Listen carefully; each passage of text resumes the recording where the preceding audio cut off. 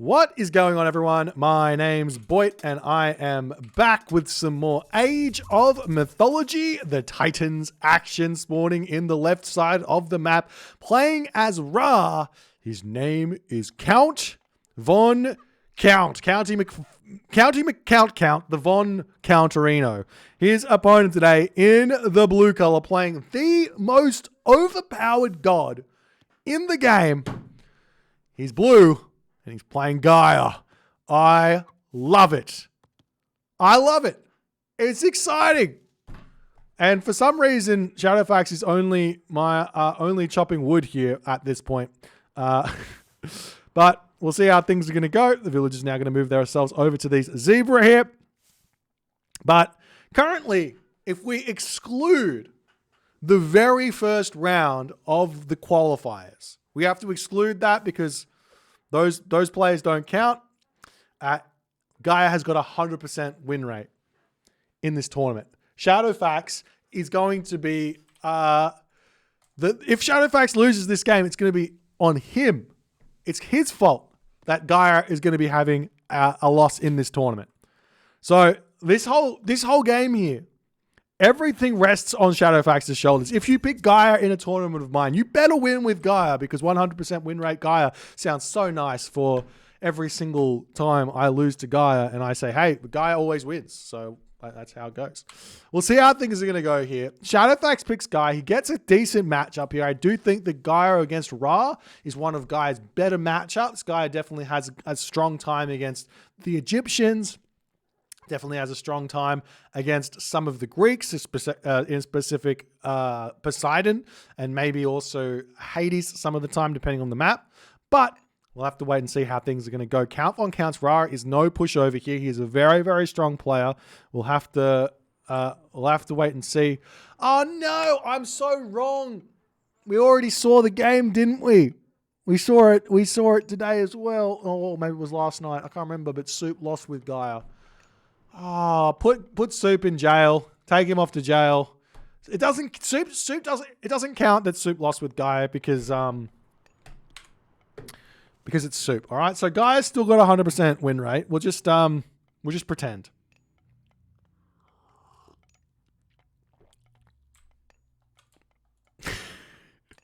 House is coming up here for Count Von Count in a defensive line formation here. And we'll see what else is going to happen. So what is the game plan here? Why is this matchup actually decent for Gaia and a lot of other matchups not so good for Gaia? Well, it all comes down to the fact that Ra wants to not get housed at 2 minutes and 55 seconds into the game. This house will finish before this house finishes. What are you doing, Count?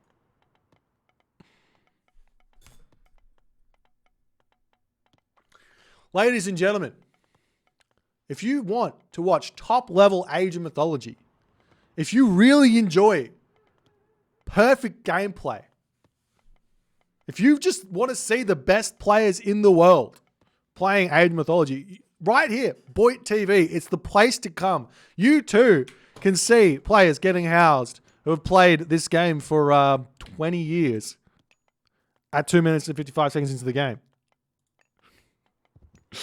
Count, oh my dearie me, Count Von Count. Temple coming up for Count now as well. He's going to have to shake that mistake off and just pretend like it didn't happen because that's what happens in these sorts of situations. But let's talk about why Gaia is good in this matchup. It's because Ra really wants to grab 2 town centers. He really wants to play defensively and utilize the booming nature of his god. But Gaia, on the other hand, is more than happy to boom and take the game late game. Why is Gaia so good in the late game? Well, there's 2 reasons. Reason number 1 is Gaia Lush.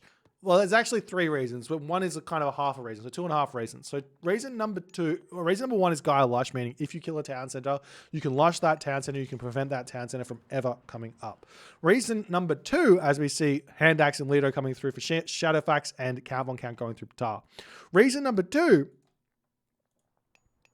is that Gaia has got this upgrade called Channels, which allows her llama caravans to move 20% faster, which means that Gaia's late game economy is equal to that of an Egyptian player who is empowering it with their pharaoh.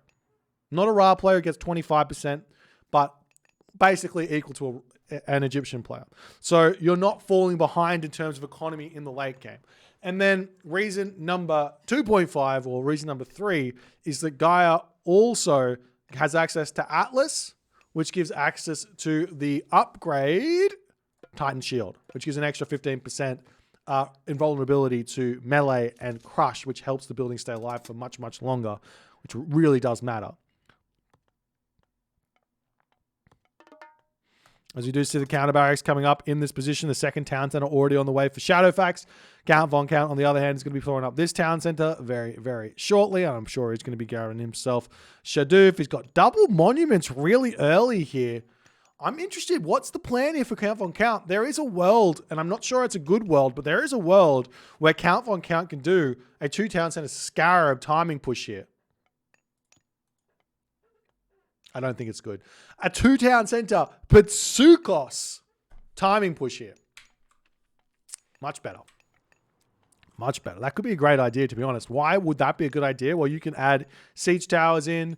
You can put Pitsukos behind the siege towers. And then once you're attacking the town center, those Pitsukos can kind of one-hit villages while your siege towers don't die.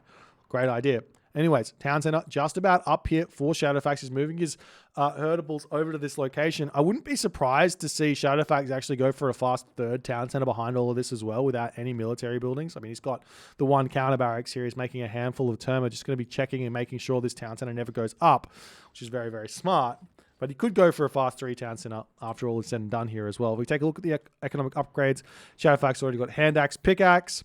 Count Von Count on the other hand has got pickaxe, got Shadoof. He will be getting plow very, very shortly here as he's now got the wood. Just needs to make sure he gets it. Forgetting plow is always a bad thing.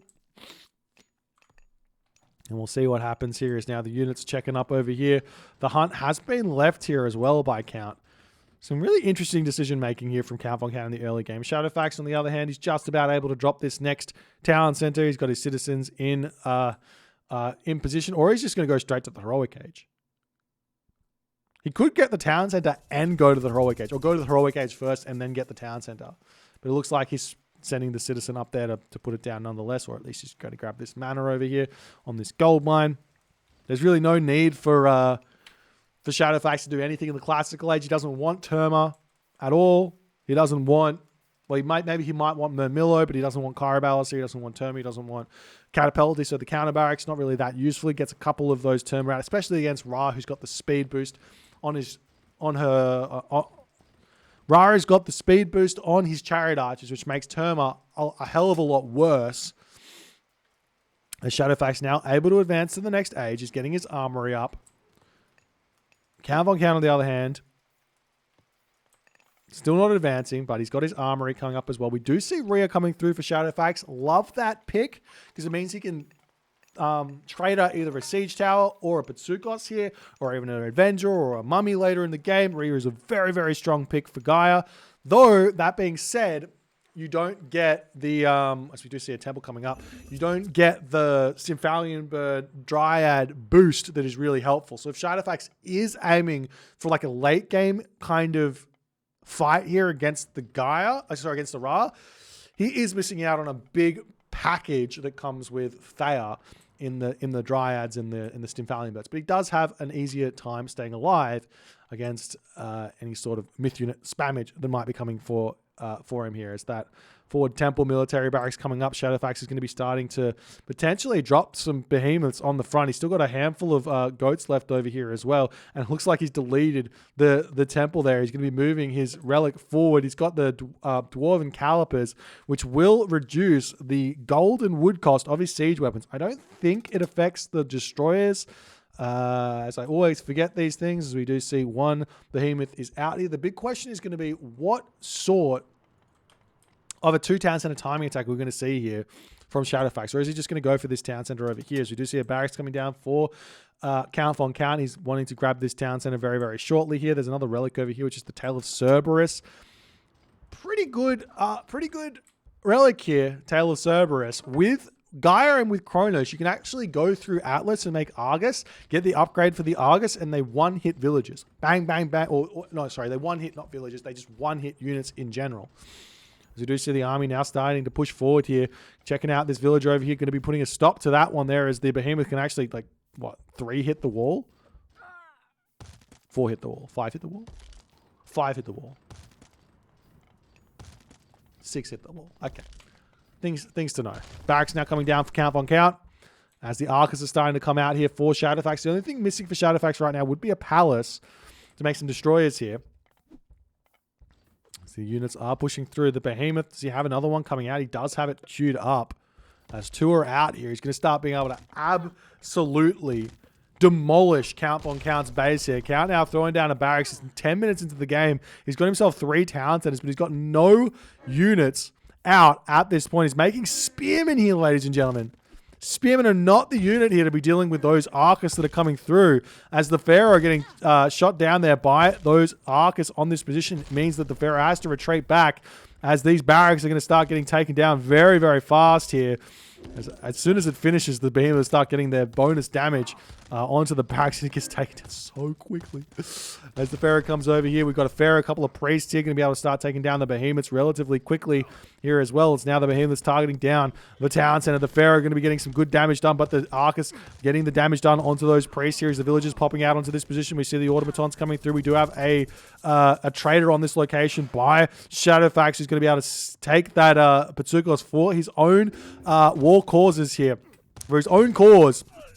As you do see, Shifting Sands getting used, trying to pull the behemoth away, but does not manage to do so as the town center gets taken down. The Arcus pushing through here. Shadowfaxx does so much damage here onto Count von Count's town center. Of the farms getting taken down. The villagers here are going to be making a break for it. Where are they going? They're trying to attack the villagers here. They do have their upgrade in Skin of the Rhino to boost their stats, as Shadowfaxx going to have to retreat back. He's got all the units out in the middle of the map here right now. He's going to start making the push over onto this town center as well. After all is said and done, picking off town centers is good. Behemoths also do heal themselves back up very, very slowly, but they do heal themselves back up 1 HP a second here.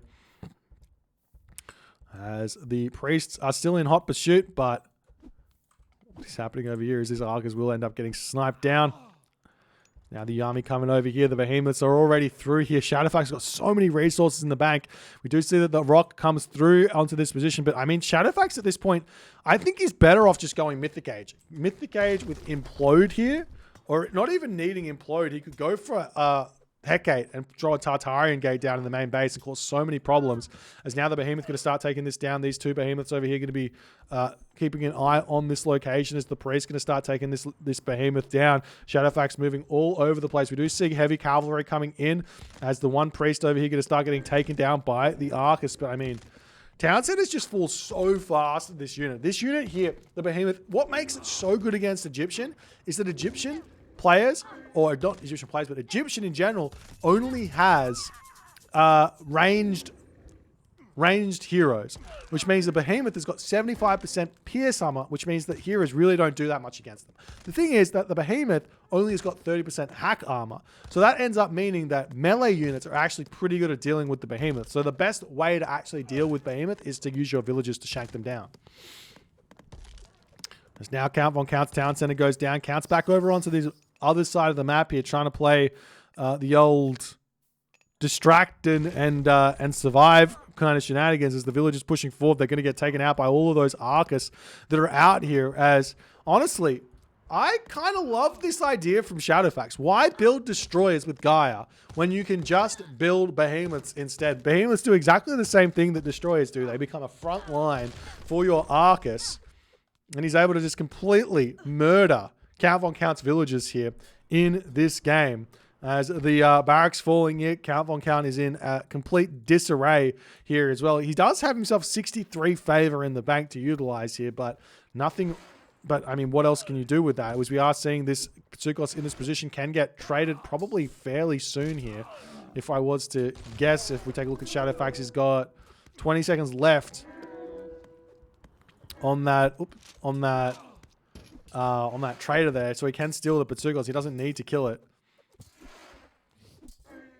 but he is opting to kill it with his Hero Arcus nonetheless. As the Behemoth pulls back, going to heal himself back up ever so slightly. The barracks over here going to be falling as well. We do see the second or third town center coming up for Shadowfaxx as well. I would love to see Shadowfaxx send a citizen forward to drop a house down on this location or a barracks down on this location just to make Count Von Count not be able to do anything. As we do see that Hero Oracle on this position pushes the laborers back over there. No opportunity to get a marker down in that corner there for Count Von Count to start a trade route. As Shadowfaxx, look at the resources in the bank here. You know, when it goes well for Gaia, it goes well for Gaia. Gaia is so strong. My golly gosh. What a game here by Shadowfaxx. 2 town centers off the bat. Fast heroic through Rhea into Arcus Behemoth timing attack. What is Ra supposed to do against this strategy here? Because whatever Count Von Count did clearly is not going to work here. What can you do? Well, one, I think that the obvious answer here would be Migdol into Camelry. Mass Camelry here would be a fairly easy counter to the Arcus. And in the Behemoth, as long as the Migdol doesn't get taken out, you're going to be completely fine here. But Count Von Count going for that third town center was a big mistake. As he just goes for a Migdol stronghold, makes his Camelry straight away, doesn't waste all the resources on the barracks, should be completely fine here. But a beautiful strategy nonetheless from Shadowfaxx. Really, really solid play here. If you guys enjoyed this one, please consider follow on the Twitch. If you're on the YouTube, hit that subscribe button. And I'll see you guys in the next game.